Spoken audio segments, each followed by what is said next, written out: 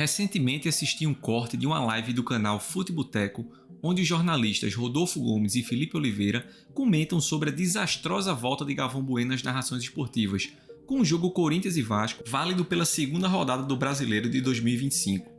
Dentre diversos fatores, como uma evidente falta de preparação de Galvão para as transmissões ou um desinteresse dele nos jogos, foi comentado também sobre a idade de Galvão Bueno e como isso parecia estar atrapalhando o seu trabalho, pondo em xeque se ele ainda possui condições de conduzir uma narração.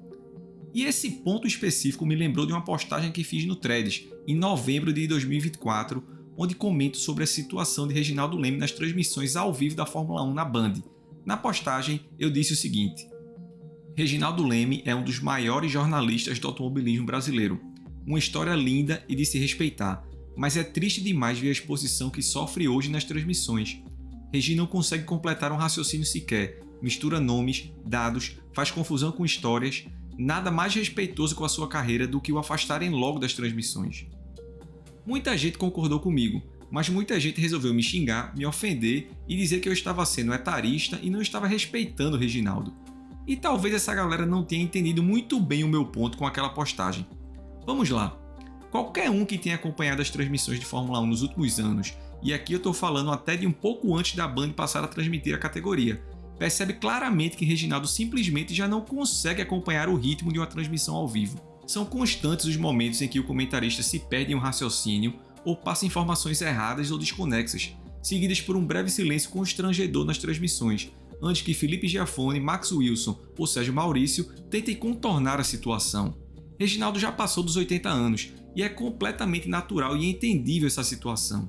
Envelhecer é algo inerente à natureza humana, e nenhum de nós vai escapar das condições que o envelhecimento nos trará. Raciocínio mais lento, confusão de informações e pensamentos, uma certa diminuição em nossas capacidades cognitivas. Todos nós, mais cedo ou mais tarde, vamos passar por isso. Mas aqui estamos tratando de transmissões esportivas ao vivo, de um esporte onde, por obviedade, as coisas acontecem de forma muito rápida e numa época em que a tecnologia nos possibilita assistir uma corrida com uma infinidade de informações em tempo real. E para mim, essa é a grande questão. Reginaldo já não consegue acompanhar esse ritmo das transmissões, e na minha opinião, é justamente expor ele a essa situação que é um grande desrespeito. Reginaldo Leme, como já citei, é um dos maiores jornalistas esportivos da história do Brasil e é, sem sombra de dúvidas, o maior jornalista sobre automobilismo do nosso país.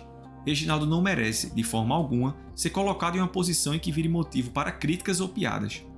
Recentemente eu terminei de ler Muito Além do Grid, a sua autobiografia, e é maravilhoso, como fã de automobilismo e da Fórmula 1, poder se deleitar com as infinitas histórias que Reginaldo conta no livro, que são apenas uma fração de tudo que ele viu e viveu, e tenho certeza de que Reginaldo ainda tem sim muito a oferecer, e suas memórias são um tesouro para nós, fãs.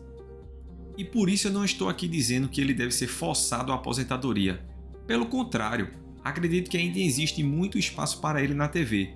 Existem alternativas viáveis e que saiam do ritmo frenético das transmissões ao vivo, especialmente em posições que não exijam tanto imediatismo, onde ele possa pensar e organizar as ideias tudo com calma.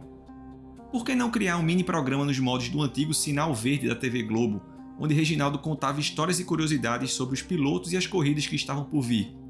Por que não criar um programa de entrevista, nos moldes de um podcast talvez, ou coisa parecida?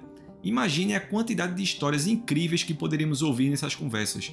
Acho que as possibilidades são muitas. É inspirador ver Reginaldo, aos 80 anos, com pique para trabalhar. E que sorte a nossa ainda termos ele na ativa. Mas para mim, definitivamente, a maior homenagem e demonstração de respeito que podemos dar para o maior jornalista de automobilismo da história do Brasil é vermos ele trabalhando onde ele possa brilhar.